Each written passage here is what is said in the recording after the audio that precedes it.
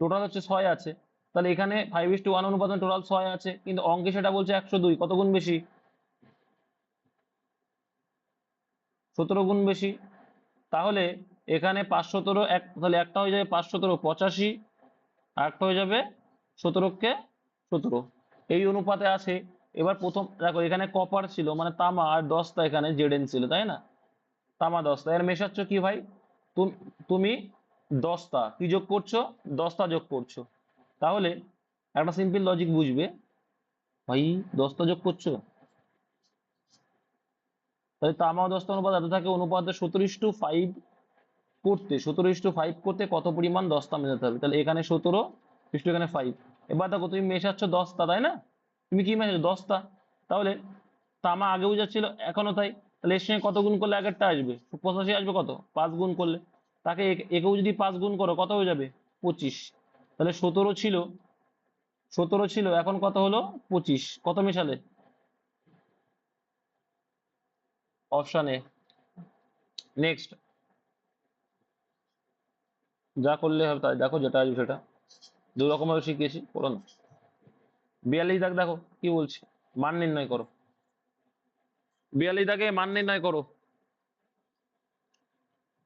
6 এর 4 মাইনাস দেখো। আচ্ছা এর এর কাজটা আগে করো, এর এর কাজ আগে করো। 6, আচ্ছা আওয়াজ হচ্ছে কার? অফ রাখো না। 6 এর 4 মানে কি? 4 ছক 24, আগে করে নাও। -1, -2, আরে কে গো?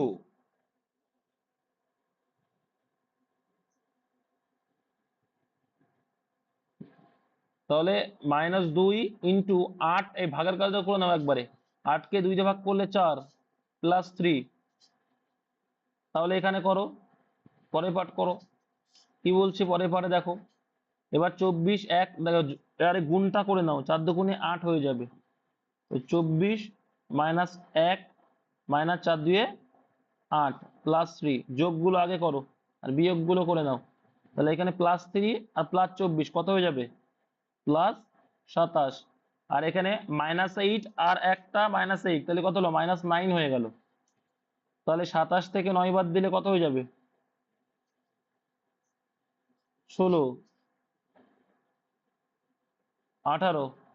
18 তো অপশনে নেই, এটা কি করে সম্ভব? ভুল আছে। এটা এটা যা- যারা 18 করেছে সঠিক অ্যান্সার আছে তাদের। ঠিক আছে। হুম। নেক্সট। দেখো 43 দাগ দেখো। 43 দাগ কি হবে? একজন বিক্রেতা একটি জিনিস আনুমানিক এত টাকায় কিনলো, আনুমানিক কিন্তু, যদি তিনি জিনিসটি এত টাকায় বিক্রি করলে তাহলে প্রায় তার শতকরা লাভ, মানে প্রায় কিন্তু এক্স্যাক্টলি না, প্রায় তার শতকরা লাভের পরিমাণ কত? এই অঙ্কটা কিচ্ছু নেই। কি করেছে? একজন বিক্রেতা একটা জিনিস আনুমানিক এত টাকায় কিনলো, তাহলে কেনা দাম এইটা, যত টাকায় যদি যিনি জিনিসটি এত টাকায় বিক্রি করেন, তাহলে বিক্রি করেছে এটা, তাহলে লাভ কত হচ্ছে? লাভ হচ্ছে না লস হচ্ছে এখানে? অবশ্যই লাভ। 2090 টাকার মতো কিনছে, কত টাকা লাভ? বিয়োগ করতে হবে। বিয়োগ করো, তাহলে বিয়োগ করলে কত হচ্ছে? 26 ও 2.58, মানে 58, 58 তো বলা যায় না। 209042টা বাদ দাও ভাই। বাদ দিলে এখানে কত আসে? 8 থেকে 2 বাদ দিলে 6 হয়। হুম। 5 থেকে 4 বাদ দিলে 1 হয়, 16 আসলো। তাহলে এখানে দেখো 2 চলে আসলো, 9 এর কয় দাও 10, এক ও হাতে মার 1, 5 হাতে রয়েছে আর হাতে আছে 2 দিয়ে কেটে গেল, 512.16 টাকা তোমার লাভ হচ্ছে। তাহলে ক্রয় মূল্যের উপরে লাভ ক্ষতি হয়। তাহলে 2090.42 ছিল, সেখানে তুমি লাভ করলে কত ভাই? 512.16। তাহলে শতকরা মানে 100-এ কত? এইবার দেখো এটা পয়েন্ট তুলে দাও, দিয়ে কাটাকুটি করো, করে কত আসছে দেখো। এবার একটা জিনিস আনুমানিক যখনই বলেছে না, তোমার এটা একটু দেখে বোঝা উচিত যে পয়েন্টটা যদি না তুলতাম, যে 512টা, মানে যদি 512কে যদি আমরা 4 গুণ করি কত হবে বলতো?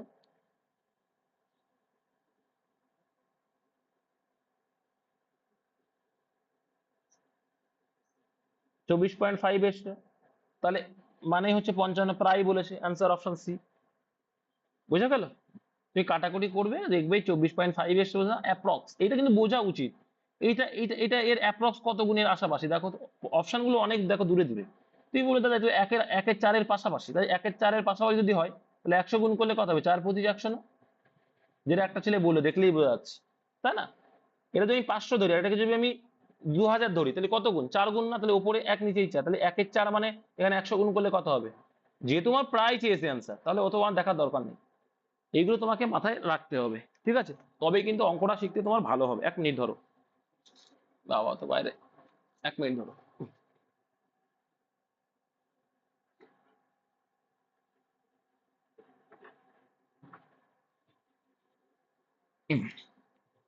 ঠিক আছে, তাহলে এই গেল। তাহলে অ্যান্সার কত হলো? 25%, কিন্তু একজাক্টলি অ্যান্সার কত এসছে বলো? 24.5 না কে একটা বললো? অমনাস।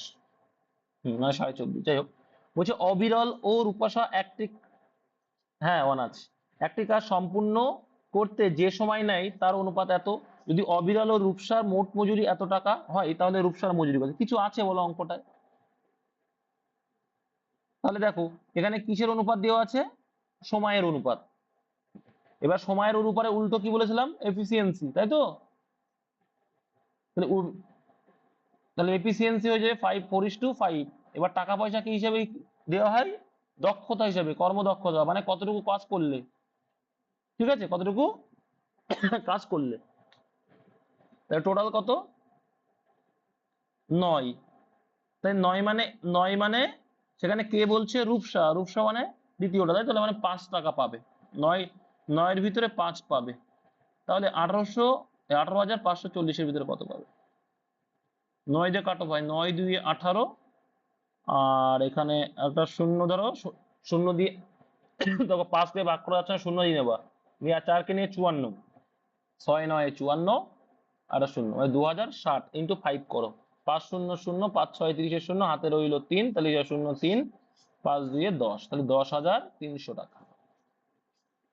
অপশন নাম্বার ডি হয়ে যাবে, সরি, অপশন ডি। হ্যাঁ, নেক্সট, রাম একটি উপাদানের ধার্য মূল্যে 10% ছাড় দিয়েছে এবং এখনো 12.5% লাভ করেছে। ধার্য মূল্যে জিনিসটি বিক্রয় করলে রাম কত টাকা লাভ করতেন? কিন্তু অঙ্ক সোজা আছে। তাহলে 100 টাকা যদি তোমার হয়, ছাড় দিচ্ছ কত? বিক্রি দাম কত রাখছো? এটা হচ্ছে তোমার ধার্য, মানে এমআরপি। তাহলে তোমার বিক্রি দাম রাখছো কত? 90 টাকা। 10% ছাড় মানে কি? 90 টাকা। তারপর নাকি লাভ হচ্ছে 12.5%। কত লাভ হচ্ছে? 12.5%, তাই তো? এবার দেখো 12.5% যদি হয়, তাহলে সিপি কত হচ্ছে? আমরা এখানে কেটে শূন্য কেটে দাও, ছোট করে দাও। আচ্ছা, 12.5% ফ্র্যাকশন ভ্যালু করলে কত হয় ভাই? একের একের একের 8।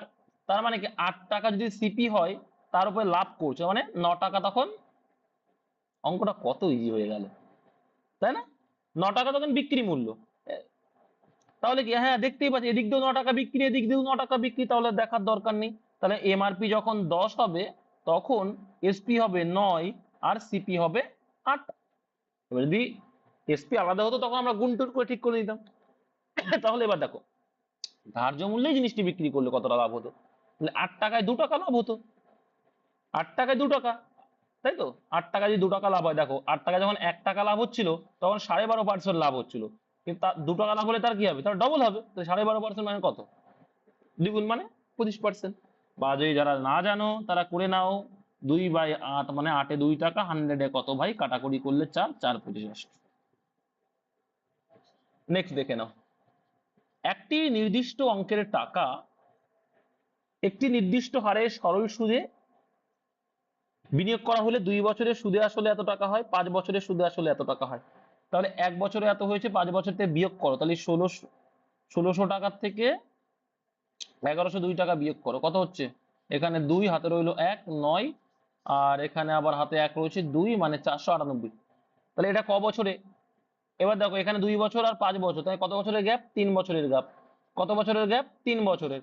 তাহলে 1 বছরে কত বের করে নাও, 1 বছরে কত বের করে নাও, ভাগ করো। 3 অক্ষে 3, 1 19, 3 6 18, আবার 3 6 18, 166 টাকা প্রত্যেক বছরে সুদ। আচ্ছা, তাহলে তুমি সুদ আসল মানে আসল আর সুদ একসঙ্গে যখন ছিল 2 বছরে 1102 টাকা ছিল, তাহলে 2 বছরে সুদ কত হবে? 6 দুগুনি 12, 2 হাতের হল 1, 6 দুগুনি 12 এক 13, আর 2 1 2 1 3, 332 টাকা। কত? 332 টাকা তোমার কি ছিল? সুদ ছিল। তাহলে 1102 টাকার মধ্যে 332 টাকা তোমার, 332 টাকা যদি তোমার সুদ হয়, তাহলে এই বিয়োগ করলেই আমার আসলটা পেয়ে যাব, ঠিক তো? 2 বছরের সুদটা বাদ দিয়ে দিচ্ছে, তা 2 দিয়ে মিলে গেলে 0, 3 আর কত দাও 7, হাতে রইলো 1, 3 আর 1 4, 4 থাকলে কত হচ্ছে 7 দাও, 770 টাকা। Option C. তাহলে 770 টাকা আমার কি ছিল? আসল ছিল, লাভ না আসল। নেক্সট দেখো,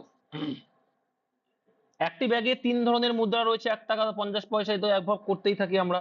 মোট এতটি মুদ্রা, তাহলে এখানে মুদ্রা দেওয়া আছে, প্রতিটি ধরনের মুদ্রার মোট মূল্য একই হলে ব্যাগে মোট টাকার পরিমাণ একই হলে মানে কি অনুপাত কিন্তু সেম।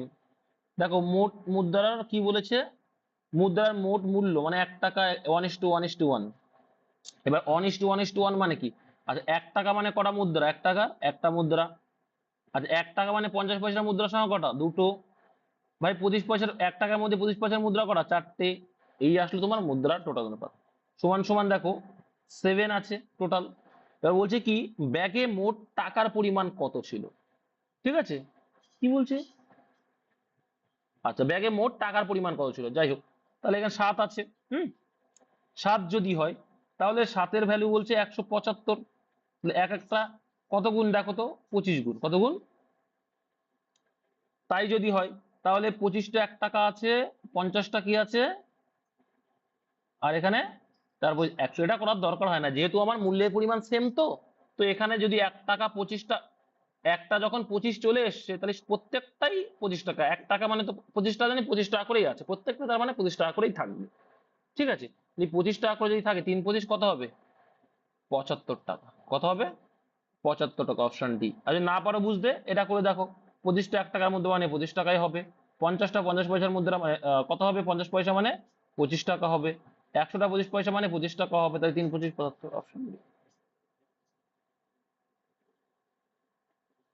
এই যে প্রতিটি, এই যে এখানে বলে দিয়েছে ভাই অঙ্কে, যে প্রতিটি ধরনের মুদ্রার মোট মূল্য একই। মোট মূল্য একই, মূল্য এক মানে কি প্রত্যেকটা 1 টাকা।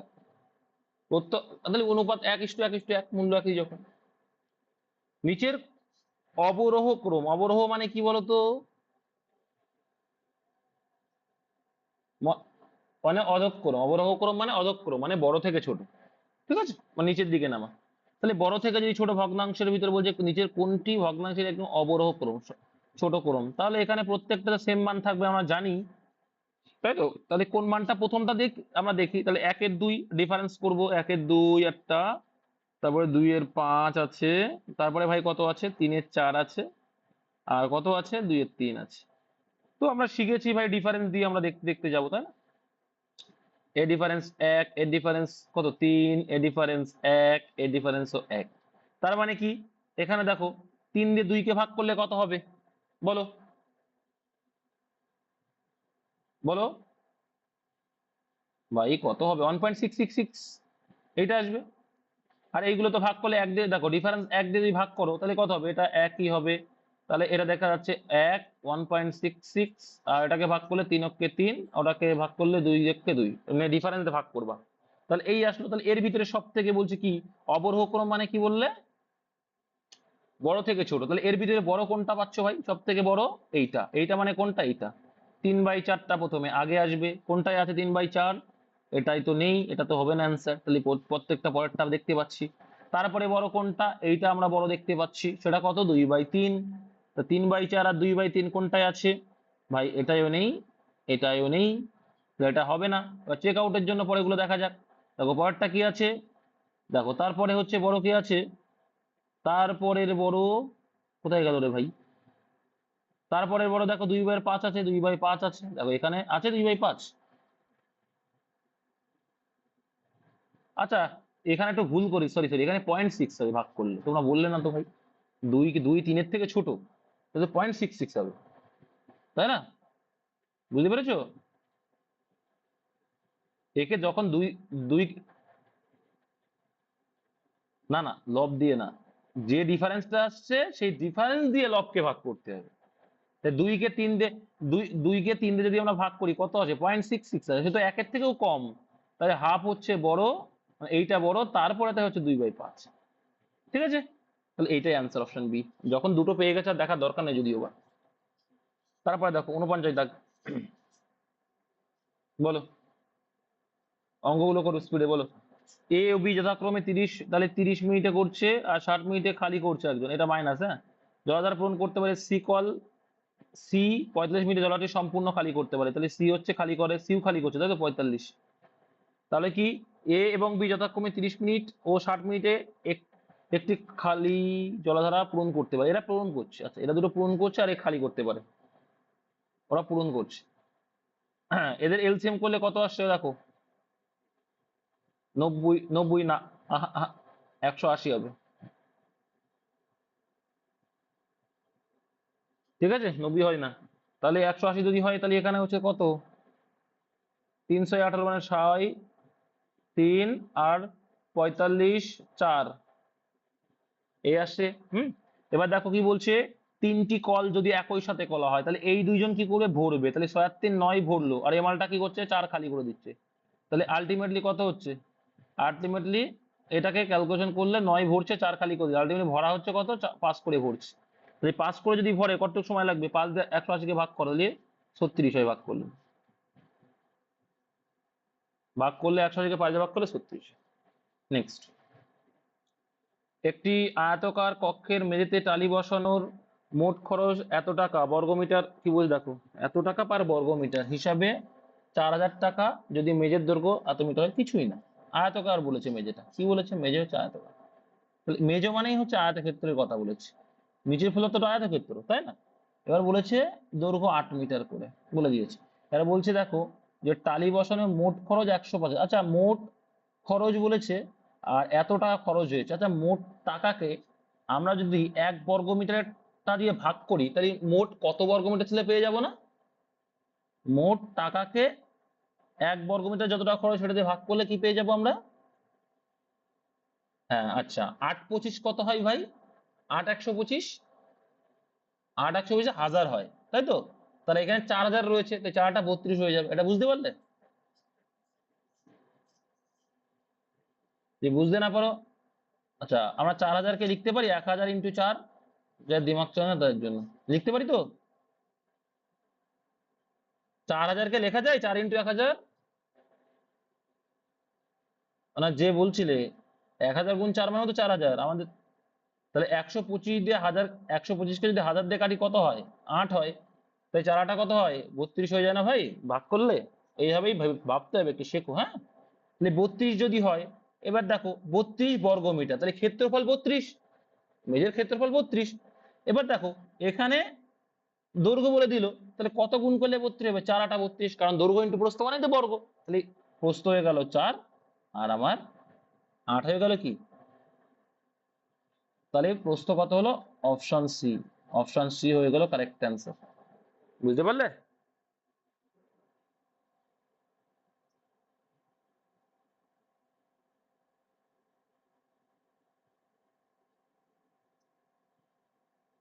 আচ্ছা, আচ্ছা ভাই, তোমাকে আমি বললাম যে তোমার 100 টাকা খরচ হয়েছে, হ্যাঁ, কোন একটা জিনিস মানে 5 কেজি জিনিস কিন্তু তোমার 100 টাকা খরচ হয়েছে। আর প্রত্যেক কেজির দাম 20 টাকা করে।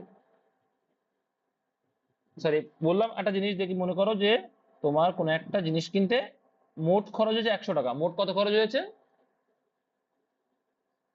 বললাম কোন একটা জিনিস কিনতে তোমার মোট খরচ হলো 100 টাকা। মনে করো চাল কিনলে, চাল কিনতে তোমার মোট খরচ হলো 100 টাকা, আর প্রত্যেক কেজি চালের দাম 10 টাকা করে, তাহলে তুমি কত কেজি চাল পাচ্ছ ভাই। আর তোমার বলতে বলেছে, যে বাচ্চা না তাকে একটু বলতে দাও, যে বুঝতে পারেনি। কত কেজি, বাজারে যাও তো। তাহলে 1 কেজির দাম যদি 10 টাকা হয়, তাহলে মোট 100 টাকা খরচ করেছো, তাহলে ক টাকা পেলে তুমি, মানে কত কেজি পেলে। এখনো তুমি বুঝতে পারো তোমার কথা শুনে বোঝা যাচ্ছে হিসাবে অনেক কাঁচা ভাই তুমি। আচ্ছা 25 টাকা তুমি নিয়ে গেছো বাজারে, ঠিক আছে, শুনতে পাচ্ছ? 25 টাকা নিয়ে গেছো তুমি, 5 টাকা দামের তুমি 5 টাকা করে এক একটা ক্যাডবেরি কিনেছো, তাহলে কটা ক্যাডবেরি হবে তোমার?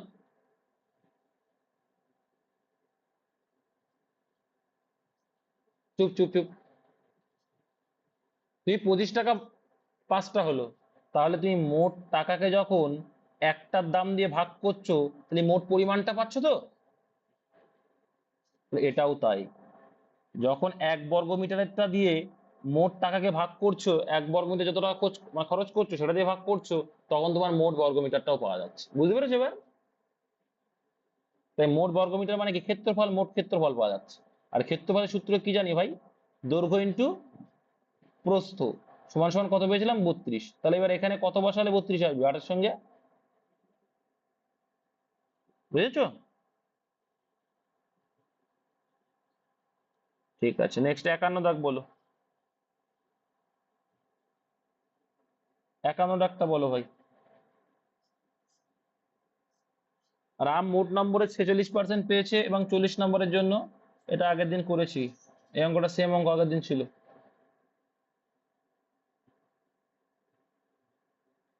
তাহলে কি দেখো এখানে, এই যে পার্সেন্টেজের ডিফারেন্স করতে হয়, কত হলো ডিফারেন্স?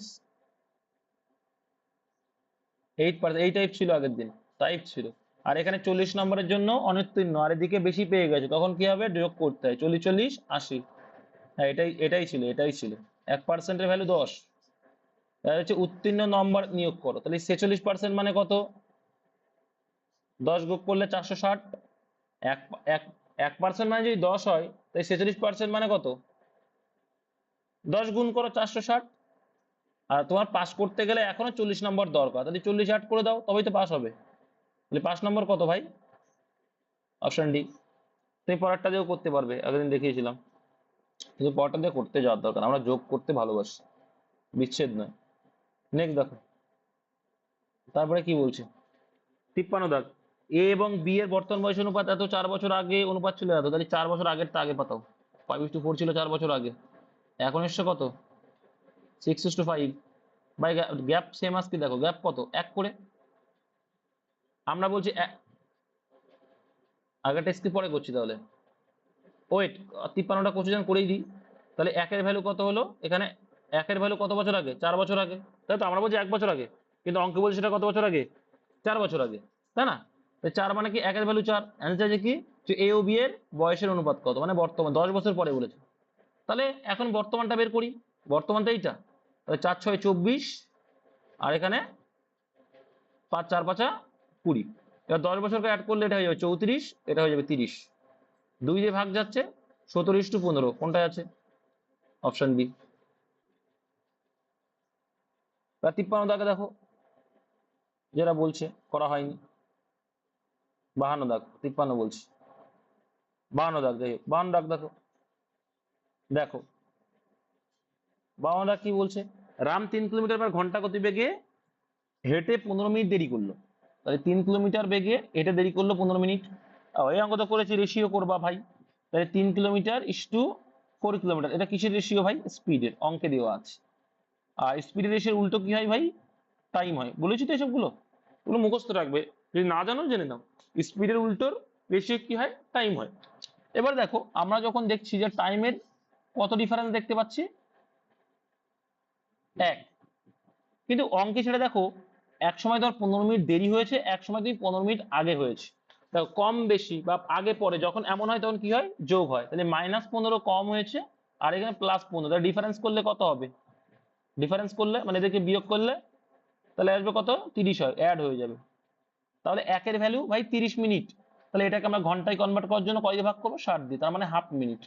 তার মানে অঙ্কে যেটাই আসবে আমাদের হাফ গুণ করলে অ্যাকচুয়ালটা আসবে, তাই না? আমরা বলছি এক, অঙ্কে বলছি এটা হাফ, তাহলে আমাদের থেকে হাফ গুণ বেশি, তাহলে যা আসবে হাফ গুণ করে দেবো, হয়ে যাবে ভাই। বলছে রামকে কত দূরত্ব যেতে হবে। আচ্ছা দূরত্বের ফর্মুলা কি জানি আমরা? Distance equals to speed into time.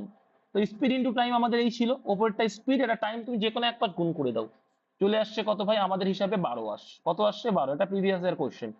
12 আসছে, সরি, কত আসছে আমাদের? 3 4 12 আসছে ডিস্টেন্স, কিন্তু আমরা বলছিলাম এক অঙ্কে, কিন্তু অ্যাকচুয়ালটা পেয়েছিলাম 1/2। তাহলে আমাদের অ্যাকচুয়ালটা পেতে কত গুণ করতে হবে ভাই? 1/2 গুণ করতে হবে। তাহলে হাফ দিয়ে ভাগ করলে কত আসছে অ্যান্সার? 6 আসছে, অপশন নাম্বার সি। বোঝা গেল ভাই? বুঝতে পেরেছো? I think no doubt, clear আছে। নেক্সট ক্লাস 54 দাগ দেখো। 54 দাগ কি বলছে? বলছে বার্ষিক 8% চক্রবৃদ্ধি সুদের হারে এত টাকার এক বছরের অর্ধবার্ষিকী দেখো, 1 বছরের অর্ধবার্ষিক মানে কি বলতো ভাই? অর্ধবাৎসরিক এবং বাৎসরিক সুদের পার্থক্য। অর্ধবার্ষিক আর বাৎসরিক। আচ্ছা, বাৎসরিক মানে তো 1 বছরে, হ্যাঁ 6 মাস অন্তর সুদ। আচ্ছা যখন, আচ্ছা শোনো শোনো, এটা বার্ষিক সুদ বলছে, হ্যাঁ। বার্ষিক সুদ যখন দিচ্ছ 8% করে সুদ, এটা চক্রবৃদ্ধি সুদ। কিন্তু এবার দেখো 1 বছর পরে চক্রবৃদ্ধি সুদ আর সরল সুদ তো সেমই হয়। তাহলে 50,000 টাকার 1 বছরের সুদ কত হবে? 6,000 টাকা। এ কি, 1 বছর 8% সুদ 6,000 টাকা হয়? দুটো শূন্য আউট হয়ে যাবে। 5 8 40, আর দুটো শূন্য 4,000 টাকা। তাহলে 1 বছরের 4,000 টাকা। আর বলছে 1 বছরের অর্ধবাৎসরিক হিসাবে সুদ। অর্ধবাৎসরিক মানে কি? অর্ধেক। তাহলে বছরে যদি 4% দেয় তাহলে, ঠিক আছে, 4%। তাহলে 50,000 টাকার উপরে তুমি 50,000-এর 4% মানে কত? দুবার দুবার দিতে হবে সুদ। অর্ধবার্ষিক মানে দুবার দিতে হবে। বছরে যদি 8% সুদ হয়, তাহলে দুবার যদি দাও 6 মাস অন্তর, তাহলে 4% করে সুদ। এবার দেখো 50,000-এর 4% সুদ মানে কত? 2,000 টাকা, তাই তো? 2,000 টাকা। তাহলে 2,000 টাকা করে সরল সুদ যদি হতো, 2,000 টাকা করে হতো। এইবার প্রথম বছরে সরল সুদ আর এই সুদ সেম হয়, তাই 0 দিয়ে দাও। এবার দেখো যে সুদটা প্রথম বছরে হয়েছে দ্বিতীয় বছরে সেই সুদেরও সুদ দিতে হয়, তার জন্যই তো চক্রবৃদ্ধি সুদ। তাহলে চক্রবৃদ্ধি সুদ কত হয়ে যাচ্ছে? বলো বলো বলো। তাহলে এই 2,000 টাকারও 4% সুদ যদি দাও তাহলে 800 টাকা হচ্ছে। 2,000 4% সুদ মানে 800 টাকা। তাহলে ডিফারেন্স কত দেখো তো, এখানে কত হচ্ছে? টোটাল যোগ করলে 4,800 টাকা। তাহলে এখানে 4,000 টাকা, এখানে 4,800 টাকা। সরি 4,000, 2,000, তাহলে যে বললে 800 টাকা, ওটা 800 না ভাই, বোন, 80 টাকা হবে। ঠিক আছে, 4×80, হ্যাঁ হ্যাঁ, 2,000-এর 4% মানে 80 টাকাই হয়। তাহলে দেখো টোটাল এখানে 4,080 ছিল, আর এখানে 4,000 টাকা। ডিফারেন্স ক টাকার ভাই? 80 টাকার। অপশন। নেক্সট, দুটি সংখ্যার বর্গফলের যোগফল 73 এবং তাদের একটি বর্গমূল কি বলছে? √3 হলে, তাই √3 কার বর্গমূল? এবার এর স্কয়ার করে দিলে কত হয়ে যাবে বলো? একটির বর্গমূল √3, তার মানে কার বর্গমূল √3 বলো? হুম,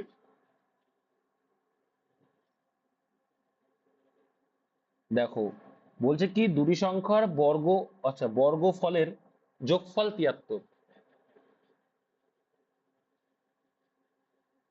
যে দুটি সংখ্যার বর্গফলের যোগফল কত? 73। তাহলে যোগফল মানে তোমার যোগফল 73 বলছে, তাদের একটির বর্গমূল √3 হলে অপরটি সংখ্যার ঘনমূল কত? মানে অপর সংখ্যার ঘনফল কত, মানে কিউব চাইছে। আচ্ছা, তোমার 73 আনতে হবে। কত আনতে হবে? যোগফল করে 73 আনতে হবে। আচ্ছা, তাহলে একটির বর্গমূল যদি √3 হয়, তার মানে যদি 3-এর বর্গমূল কত? একটা সংখ্যা 3, তার বর্গমূল কত ভাই? √3। যদি 3 দেখো 3 এর বর্গমূলই তো √3 হয়, তাই না? √3 তার মানে কি 3 হচ্ছে একটি সংখ্যা, একটির বর্গমূল √3, তার মানে কি 3 হচ্ছে একটি সংখ্যা। তাহলে একটার বর্গফল পেয়ে গেলাম 9। এই যে বর্গফল বলেছে, একটার বর্গ পেলাম কত? 9। তাহলে 73 থেকে 9 বাদ দিলে কত হয়? 64 হয়। তাহলে একটার বর্গফল 9 আর একটার বর্গফল 64। তাহলে 64 কার বর্গফল? তাহলে 8। তাহলে একটা সংখ্যা 8 আর একটা সংখ্যা 3 পেলাম। এই পর্যন্ত বুঝতে পেরেছো কিনা বলো? এই পর্যন্ত বুঝতে পেরেছি না কেন বলো? বুঝা গেছে? তাহলে এইটা আমার আসলো 3, এইটা আসলো আমার 8। ঠিক ভাই? তাহলে এবার বলছে দেখো এখানে অপর সংখ্যার ঘনফল কত? তাই অপর সংখ্যা মানে 8-এর ঘনফল কত ভাই? 512, অপশনে। অঙ্ক ঠান্ডা মাথায় বুঝলে হয়ে যাবে, নো টেনশন। নেক্সট দেখো কত হয় বলো?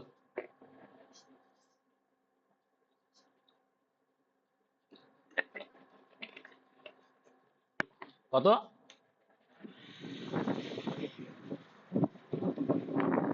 আচ্ছা, দেখো কিসে 56 দেখে থাকতেই পারে, ভুল থাকতেই পারে, অসুবিধা নেই। ডব্লিউপি পিআরবি বোর্ডে আপনি চেক করার পরে যায় তাও ভুল হয়, তাই না? একটি ঘড়ি 60 টাকায় বিক্রি করলে ক্রয় মূল্যের 1/7 ক্ষতি হয়। তার মানে কি বলতো, তুমি 7 টাকার জিনিসটা 1/7 মানে তোমরা তো জানো ক্ষতি মানে, তার মানে ক্ষতি হচ্ছে মানে বিক্রি করছে কম দামে, 6 টাকায় বিক্রি করছে। তো 6-এর ভ্যালুই 60 টাকা, 7-এর ভ্যালু ভাই কত হবে? তুমি বলবে 70 টাকা। তাহলে এই ঘড়িটি যদি 77 টাকায় বিক্রি করো, লাভ হচ্ছে ক টাকা? 7 টাকা। তাহলে 70-এ 7 টাকা লাভ, 100-এ কত? তাহলে 10% হয়ে যাবে না? 7 কেটে যাবে, 10%। 10% লাভ অপশনে,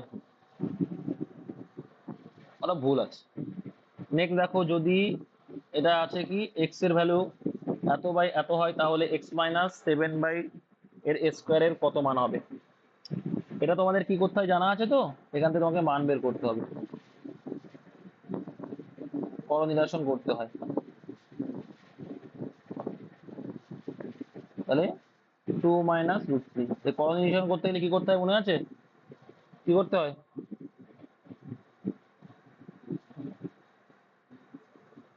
তাহলে ওপর নিচে গুণ করে দিতে হয়, তাই না?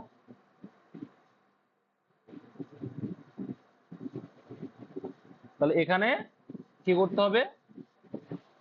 2 - √3 করতে হবে, তাই করে। এটা প্লাসটা আনতে হবে। মাথায় রাখবে নিচের রুটটাকে হাঁটতে হয়। কি এই যেটা থাকে কন্ডিশন মানে উপরের মানটা নিচে গুণ করতে হয়, 2 + √3 করতে হবে। আর উপরেরটা কি করতে হবে? কারণ একজনকে যা গুণ করবো পরটা এটাকেই বলে করণীয় নির্ণয়, ঠিক আছে? উপরের পার্টটা দিয়ে নিচেকে গুণ করতে হবে। তাহলে এখানে এখানে করণীয় যখন করছি কত আসছে ভ্যালু দেখো। তার মানে এখানে দেখো উপরেরটা কি আসছে, কার সূত্র আসছে? a+b এর হোল স্কয়ার সূত্র, মানে a+b * a+b।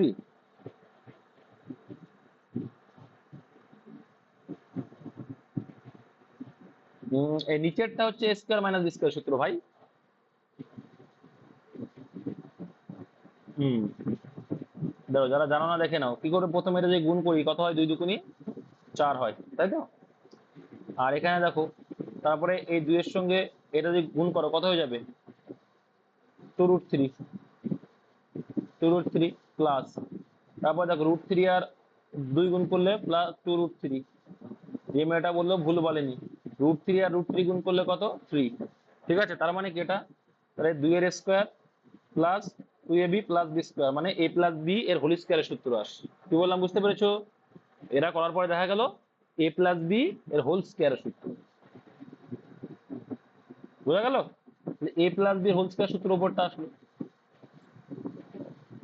এই সূত্রও জানতে হবে। যাই হোক, তাহলে a+b এর হোল স্কয়ার সূত্র যদি আসে তাহলে 2 + √3 এর হোল স্কয়ার, আর নিচেরটা কি স্কয়ার - b² না? এটাকে যদি a ধরি, এটা যদি b ধরি, তাহলে a - b * a+b। এটা কার সূত্র? স্কয়ার - b² সূত্র, যে a+b * a - b, তাই না? তাহলে এটা হচ্ছে কি a স্কয়ার - b²। তাহলে a স্কয়ার মানে 2 এর স্কয়ার মানে কত? 4, আর মাইনাস b² মানে √3 × √3 গুণ করলে 3 হয়ে যাবে। আলটিমেটলি ক্যালকুলেশন করো, এখানে দেখো 2 মানে 4 হয়ে যাবে, প্লাস √3 মানে, আর এটা কি এটা খেয়ে যাবে, তো 3 পড়ে থাকবে, আর বাই 1। তাহলে এক্স এর ভ্যালু কত আসলো? 4×3 = 7 এলো। এইটাই তোমার ক্যালকুলেশন করলে এবার অঙ্ক হয়ে যাবে। তাহলে 7-এর থেকে 7 বাদ দাও, দিয়ে তার সঙ্গে 2 গুণ,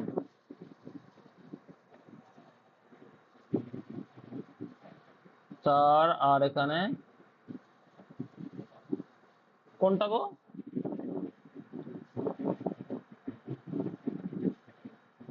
বুঝতে পারলাম না।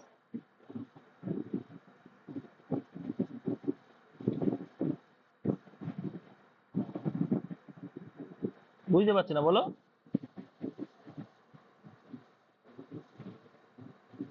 আরে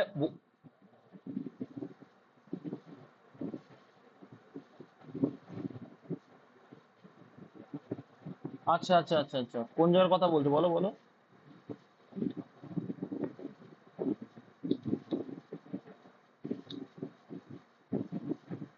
ওহো, দাঁড়াও দাঁড়াও, এটা যেটা আমরা করেছিলাম তো আলটিমেটলি এসেছিল কি 4 + 2√3 এসেছিল, তাই তো? প্লাস কি এসেছিল, 2√3 এসেছিল, প্লাস 3 এসেছিল, তাই তো? ওহো হো, ঠিক ঠিক ঠিক ঠিক, হ্যাঁ দুটো √2 ঠিক। আর এটা এসেছিল কি তাহলে, এখানে ছিল 3। আচ্ছা বেশ বেশ, ঠিক আছে। আর নিচেই ছিল আমার 1, তাহলে ক্যালকুলেশন করলে আলটিমেটলি আমার কি আসছে, নিচেই আমরা 1 পেয়েছি, এটা করে দেখে পেয়েছি। তাহলে এখানে আমরা করে কি আসছে তাহলে, +2√3। হ্যাঁ হ্যাঁ হ্যাঁ, তাহলে এখানে এটা এটা তোমরা এইভাবেই করবে, এই সূত্র করে না। 4 আর 3 7 প্লাস 2√3 মানে 4√3, তাই তো? তাহলে 7 প্লাস 4√3, তাই তো? তাহলে এইবার মানটা ইনপুট করো, চলে আসছে না এবার? 7 প্লাস 4√3 আসছে, হ্যাঁ 4√3 মাইনাস 7 এর হোল স্কয়ার। তাই যদি হয় তাহলে -7 + 7 কেটে গেল, যে 4√3 মানে কত হচ্ছে, তাহলে 4 × 4 = 16, আর এখান থেকে এইটার এটা পেয়ে যাবে গুণ 3, 3 × 16 = 38, অপশন নেই। হ্যাঁ সুন্দর, ঠিক আছে। নেক্সট দেখো 58 দাগ, 3 বছর আগে পিতার, আচ্ছা কটা বাজে গো, 10টা 25। 3 বছর আগে পিতার বয়সের সাথে তার পুত্রের বয়সের অনুপাত 8:3। কত বছর আগে? 3 বছর আগে, 8:3। হ্যাঁ, 4 বছর পরে বলছে, বর্তমান ছিল এখানে, 4 বছর পরে বলছে 11:5। ঠিক, তাহলে এদের ডিফারেন্স কত ভাই? 2। এর ডিফারেন্স কত আছে? তাহলে আমাদেরকে কিন্তু এবার সমান করতে হবে। হ্যাঁ, এখানে 2 ওখান থেকে হবে না, তো সমান করার জন্য আমরা কি করব, এ ডিফারেন্স বের করছি 5 আসছে, এ ডিফারেন্স বের করছি 6 আসছে, তাই তো? তাই আসছে তো নাকি, না ভুলভাল হলো কোনো কিছু? ঠিক আছে তো? আচ্ছা, তাই যদি হয়, 6টা 48, আর এদিকে এটা ক্রস মাল্টিপ্লিকেশন করলে ভালো করতে পারো। আর এখানে 318 আসছো, আর 5 দুগুণ করলে 5 11 55, একবারে অ্যান্সার যেমন আছে, যাই হোক। আর এখানে কত, 5 5 25, ডিফারেন্স কত দেখো, এখানে 7 ডিফারেন্স, এখানে 3 ছিল আর এখানে 4, টোটাল 7 ডিফারেন্স। আমাদের ডিফারেন্স কত আসছে? আমাদেরও 7 ডিফারেন্স, তার মানে অঙ্কটা যা এসছে চলে এসছে একদম একবারে। তাহলে এখানে দেখো কি, আমরা যদি এটাকে ধরি, তাহলে তার সঙ্গে 3 যোগ করলে আমরা বর্তমানটা আসবে, এখান থেকে বর্তমানে আসবে। হ্যাঁ, তাহলে পিতার বর্তমান বয়স কত, তাহলে পিতার বর্তমান 48 আর 3 কত হবে, 51 বছর, অপশন বি। ক্লিয়ার? নেক্সট 59 দা, কি বলছি, একটি ঘনকের প্রতিটি প্রান্তের দৈর্ঘ্য 2.6 সেন্টিমিটার। ঠিক আছে, একটি ঘনকের প্রতিটি প্রান্তের দৈর্ঘ্য, তাহলে ঘনকের এত, ঘনকের ক্ষেত্রের পৃষ্ঠতলের ক্ষেত্রফল কত সেন্টিমিটার, তো পৃষ্ঠতলের ক্ষেত্রফল সূত্র বলো এবার, আজকে আমি বলবো না কিছু, আজকে কত বলেছিলাম, বলেছিলাম যে একটা ঘনক, একটা ঘনক মানে কি, এর ঘনক যদি ধরি একটা পাশ মানে কি বড় ক্ষেত্র হয়, এই বড় ক্ষেত্র যদি হয়, এই বড় ক্ষেত্রের ক্ষেত্রফলের ফর্মুলা কি, স্কোয়ার। আর একটা ঘনকে কটা তল থাকে, ঘনক মানে হচ্ছে, তুমি লুরুর ছক্কা দেখেছো না ভাই, লুরুর ছক্কার কটা তল, 6টা তল, এই 6টা বড় ক্ষেত্র পাচ্ছ, সেখানে কি হচ্ছে তাহলে 6 স্কোয়ার। তাহলে 6 স্কোয়ার সূত্র করলে হয়ে যাচ্ছে, তাহলে 6 ইন্টু কত বলছে, 2.6 এর স্কোয়ার, তাই তো? স্কোয়ার মানে ডবল লেগ, ব্যাস। তাহলে 6 ছক 36, গুণ করো এবার এইভাবে, গুণ করে কত এসছে, গুণ করে কত এসছে বলো দেখি,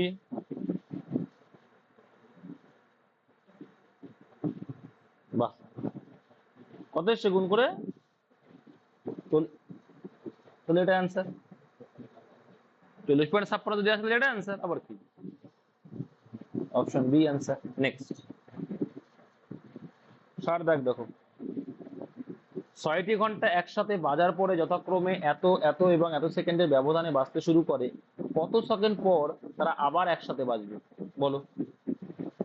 তো কত সেকেন্ড পর আমরা জানি, এটা কি এলসিএম করতে হবে ভাই, তাহলে এলসিএম করো দেখি, 6টি ঘন্টা একসাথে বাজার পর যথাক্রমে এত এত, তাহলে এর এলসিএম কত এসছে, তাহলে 168, অ্যান্সারের অপশনে আছে।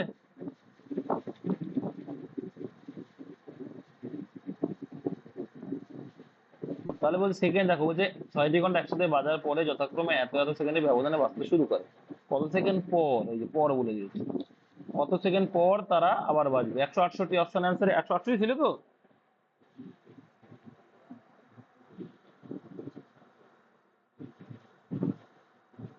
এই যে পর কথাটা না থাকলে।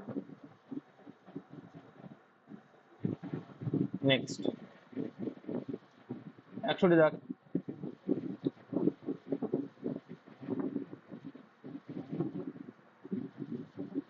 61 কি বল দেখো, 3 বছরে সুরেশের আয় ধারাবাহিকভাবে 20%, 30%, 40% বৃদ্ধি পায়।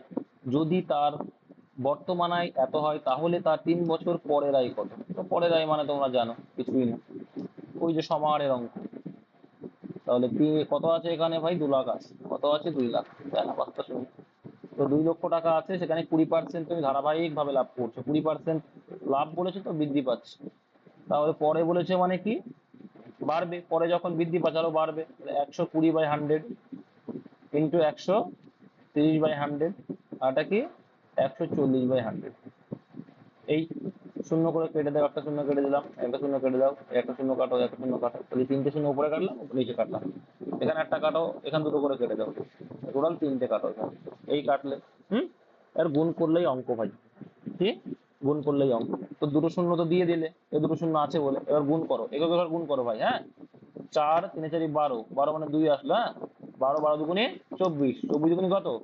48, শেষে 8 আসবে। দুটো শূন্যর আগে কি আসবে? 8 আসবে। কোনটা আছে দেখো তো? দুটো শূন্যর পরে 8 আসবে, এটা আসছে না? গুণ করে দেখো, এটাই আসবে। গুণ করে দেখো, এটাই আসবে। এটা ইউনিট ডিজিট করে করলাম, ঠিক আছে। নেক্সট 62 দাগ দেখো। 62 দাগ দেখো। একজন ব্যক্তি 10 মিটার/সেকেন্ড গতিতে এ থেকে বি পর্যন্ত ভ্রমণ করেছিলেন এবং x কিলোমিটার ঘন্টা গতিবেগে বি থেকে এটা ফিরেছিলেন। যদি তার গড় গতিবেগ এত হয়, তো গড় গতিবেগ ফর্মুলা লেখাও এখানে। গড় গতির সূত্র কি? 2xy/x+y। এর ভ্যালু বলে দিয়েছে কত ভাই? এর ভ্যালু বলছে, তাই তো? এই সূত্র জানি, এর ভ্যালু একটা বলে দিই।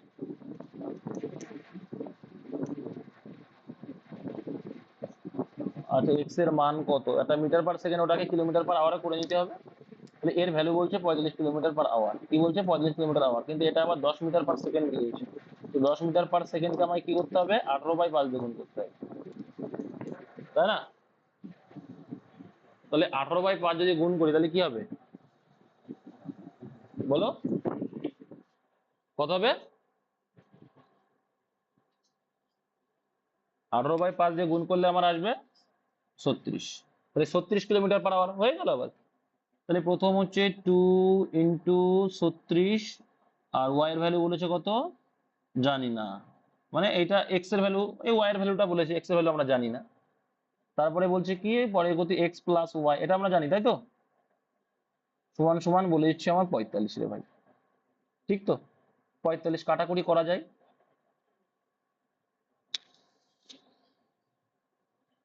হ্যাঁ, 36 লিখেছি তো। আর এখানে 36, আর একটা 36 প্লাস হবে। আচ্ছা আচ্ছা, আচ্ছা 36 প্লাস হলো, ঠিক আছে, 36 প্লাস করলে। এবার এখানে দেখো, আহ মানে ওয়াই এর ভ্যালুটা পাতলাম, এক্সট্রা বাকি আছে। তারপর হচ্ছে দেখো, তাহলে 36 যদি কাটি, এখানে আমার আসছে কত ভাই? 2 আসছে, সরি 4 দিয়ে কাটছে না, 4 নং 36, 5 নয় 45, 5 নয় 9 দিয়ে কেটেছি। কে গো? দেখো তাহলে এখানে কি বলে রয়েছে? 4x ইকুয়াল টু, পাশে কি আছে বলো?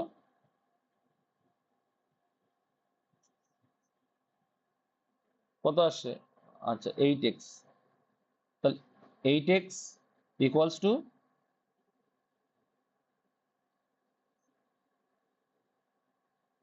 তাহলে 5x প্লাস কত? 180। তাহলে এখান থেকে এটা এই পাশে নিয়ে আসলে কত হয়ে যাবে? 3x হয়ে যাবে। তাহলে 3x সমান সমান 180, শুধু x সমান সমান 60। তাহলে x এর ভ্যালু কত আসলো? 60 কিলোমিটার/আওয়ার, অপশন ডি। জাস্ট সূত্রটা দিয়ে অ্যাপ্লাই করে দিতে হবে, আর কিছু নেই, বলেই দিয়েছি। 63 দাগ দাও। ধরি এক্স হলো ক্ষুদ্রতম সংখ্যা যাকে এত এত এবং এত দ্বারা ভাগ করলে 5 অবশিষ্ট থাকে, এবং এক্স 121 দ্বারা বিভাজ্য, মানে যে সংখ্যাটা হবে 121। আচ্ছা 121 যদি বিভাজ্য হয়, 121কে যদি আমরা করি কি হবে? 11 × 11, এটা তো মনে রাখো। ঠিক আছে, তাহলে এক্স এর অঙ্কগুলির যোগফল কত? ওরে বাবা রে, এখানে ভাই যোগফল দিয়েছে আবার, তাই না? এবার যোগফল যদি দেয়, তোমাদের কি করতে হবে? এলসিএম করতে হবে। এটা অন্য পার্ট দিয়েছে, কারণ এখানে তো সংখ্যাটা দেয়নি।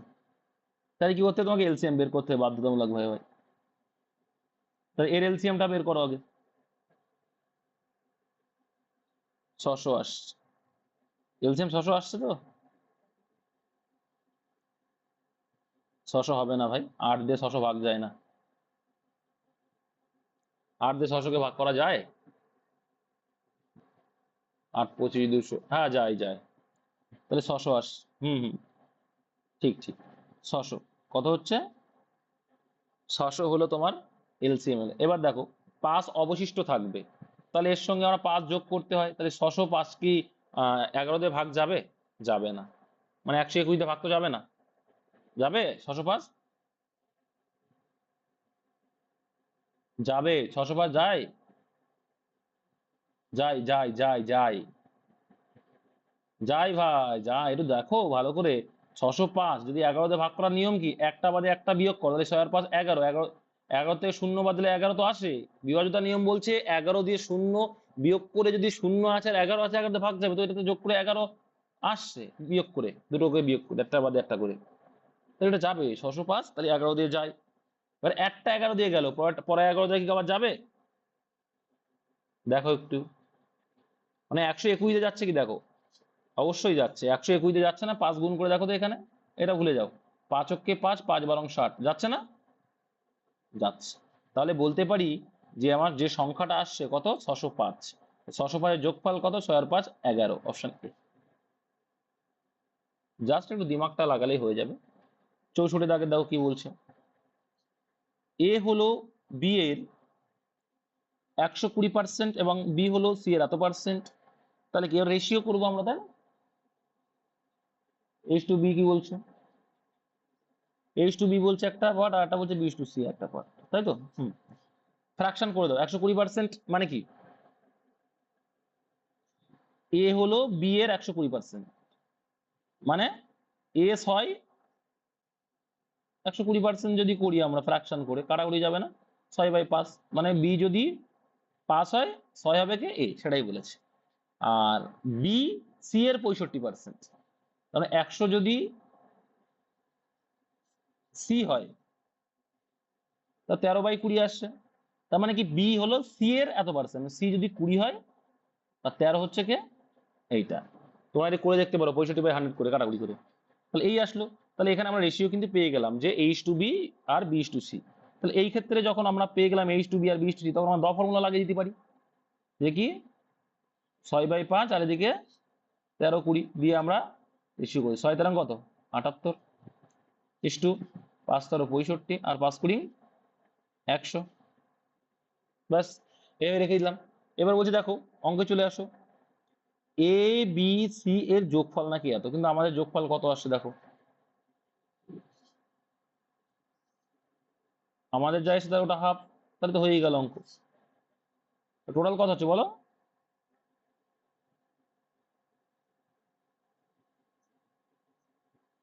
2 4 243। তো এর দেখো 100 21.5-এর কি মানে 21.5 বলছে, তাহলে আমরা 243, আমাদের থেকে হাফ গুণ, মানে এর হাফ মানে কি? হাফ। আমাদের অ্যাকচুয়াল থেকে হাফ করলে চলে আসবে, অ্যাকচুয়াল থেকে হাফ করে দাও, চলে আসবে। তাহলে এর রেশিওর মানটা, তাই তো? তাহলে যেটা আমরা 78 ধরছি, সেটা 78 না, সেটা কত? 39। এ হয়ে গেল 39, বি হয়ে যাবে 65/2,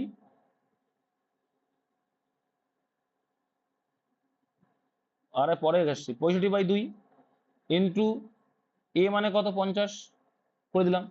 এইটা হচ্ছে অ্যাকচুয়ালি ওদের মান। ঠিক, অঙ্কে আসো এইবার।